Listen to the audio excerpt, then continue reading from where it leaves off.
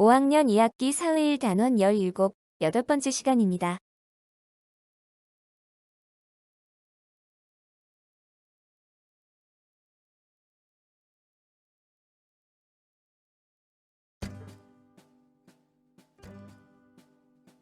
(17, 18) 차시 세종시대의 발전.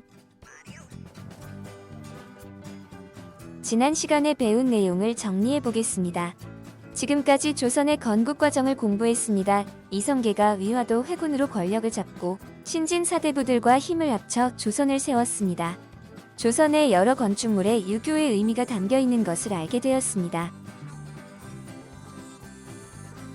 우리나라 위인 중에 가장 존경하는 사람이 누구인가요? 바로 세종대왕입니다.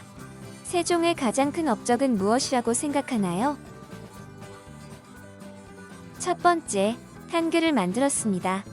두 번째, 여러 과학 발명품을 만들었습니다. 이번 시간에는 세종대에 이루어낸 조선의 발전에 관해서 배워보도록 하겠습니다.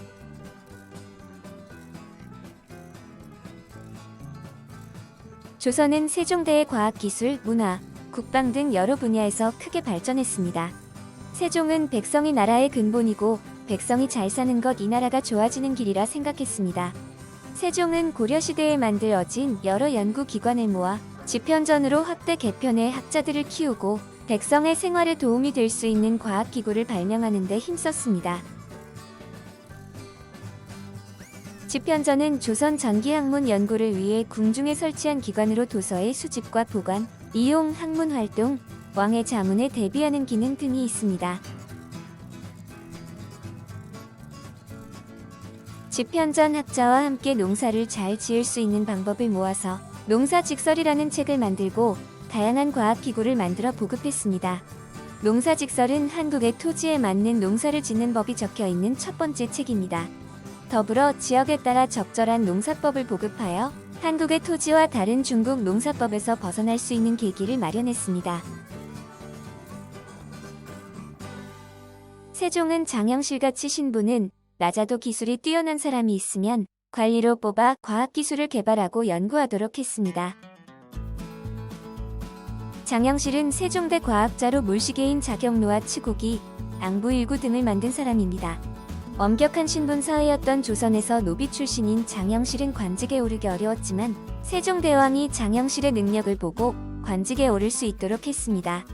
그래서 조선 시대과학 연구와 발명에 큰 공헌을 했습니다.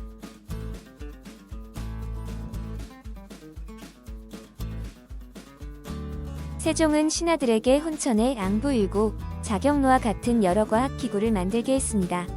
특히 비가 내린 양을 측정할 수 있는 측우기를 만들어 각 고을에 보급해 지역의 기후를 파악하고 세금을 걷는 데 활용했습니다. 조선시대의 공식적인 강우량 관측기로 사용된 도구로 원통의 빗물을 받아 강수량을 측정합니다. 조선시대에는 농사가 제일 중요한 일이었는데 농사에는 강수량 즉 비가 얼마나 오는지를 아는 것이 중요했습니다. 그래서 조선에서는 강수량을 측정하여 농사에 도움을 줄 수 있도록 노력했습니다. 앙부일구는 가마솥 하늘을 우러르고 있는 모양의 해시계라는 뜻으로 서울의 해정교와 종묘 앞에 설치한 우리나라 최초의 공공시계입니다. 앙부일구에는 글을 읽을 줄 모르는 백성이 시간을 읽을 수 있게 그림을 새겨 넣었습니다.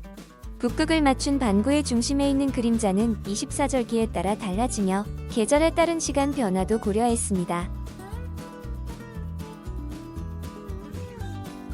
자경루는 스스로 종을 쳐서 시각을 알려주는 물시계라는 의미로 2시간마다 12지신에 해당하는 동물 인형이 종과 북을 올려 시각을 알려주었습니다. 이때 알려진 시각은 광화문에서 서울 시내로 전달되어 백성들이 시각을 알 수 있게 했습니다. 우리나라는 이전에는 중국의 달력을 이용했으나 중국의 달력이 우리나라와 맞지 않아 불편했습니다. 세종은 우리나라 하늘에서 일어나는 각종 천문현상을 연구하고자 해와 달, 별의 움직임을 관찰할 수 있는 훈천이를 만들었습니다.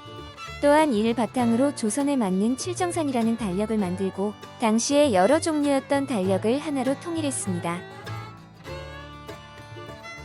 우리나라 사람들이 가장 존경하는 지도자 중 한 명인 세종은 어떤 사람이었을까요? 조선왕조실록에 다음과 같은 내용이 있습니다. 굶주리는 백성에게 옷을 주었다.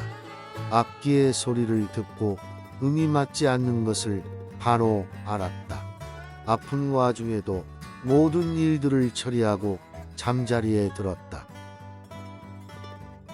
이를 통해 세종대왕은 백성을 사랑하며 음악에 뛰어난 재능이 있었고 책임감이 강했다는 것을 알 수 있습니다. 세종대에는 문화 분야에서도 많은 발전이 있었습니다. 예전부터 내려오던 음악을 우리나라의 실정에 맞게 고치고 인쇄술도 꽤 발전시켰습니다. 세종대에는 금속 활자가 좀 더 정교해졌으며 글자와 글자 사이의 간격이 넓어져서 이전보다 읽기 쉽게 발전했습니다.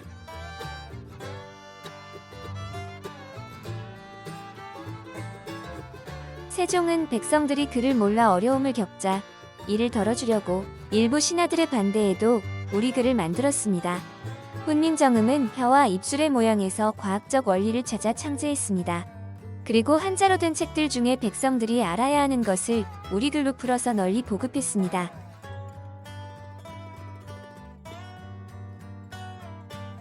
훈민정음을 만든 이후 백성들의 생활이 어떻게 달라졌을까요? 쉽게 글을 읽을 수 있게 되어 나라에 서전하는 내용을 보다 빨리 알 수 있게 되었습니다.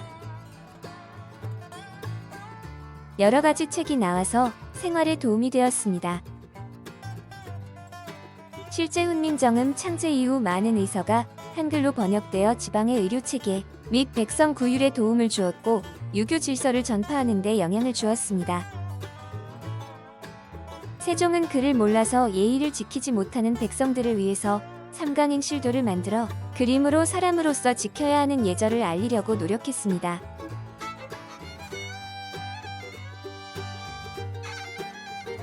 세종은 과학기술과 문화의 발전뿐만 아니라 국방에도 힘을 썼습니다. 남쪽으로는 백성에게 피해를 많이 주던 왜구를 물리치려고 스시마섬, 지금의 대마도를 정벌하게 했습니다. 북쪽으로는 사군 육진을 개척해 조선의 국경을 압록강과 두만강까지 확대했습니다. 지금의 국경선은 세종 때에 확립되었습니다. 더불어 고을의 자세한 내용을 기록한 세종실록 지리지와 같은 지리책을 만들어 나라실에 활용했습니다. 세종실록 지리지에는 독도가 우리 땅이라는 내용이 적혀 있는 것으로 유명합니다. 훈민정음은 어떻게 만들었을까요? 훈민정음은 백성을 가르치는 바른 소리라는 의미입니다. 훈민정음은 인쇄된 용도에 따라 해례본, 한글 창제의 원리와 방법을 설명한 책, 언해본 이후에 한글로 쓰여진 책 등이 있습니다. 특히 해례본에는 소리가 나는 원리와 글자가 어떤 소리를 내는지 자세히 설명되어 있습니다. 세종이 우리 글을 만든 까닭은 무엇일까요? 백성들이 글을 몰라 자신의 뜻을 제대로 전달하는 데 어려움을 겪었습니다. 이러한 어려움을 해소하려고 세종이 우리 글을 만들었습니다.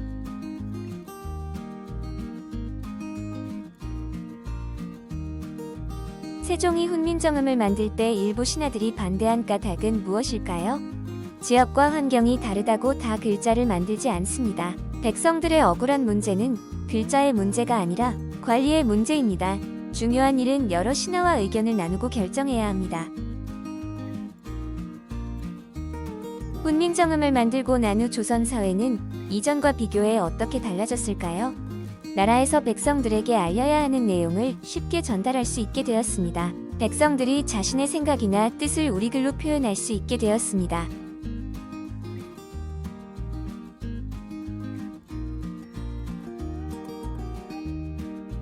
오늘 배운 내용을 정리해 보도록 하겠습니다. 지금까지 세종대의 조선의 발전을 공부했습니다. 세종이 백성을 많이 사랑했다는 것을 알게 되었습니다.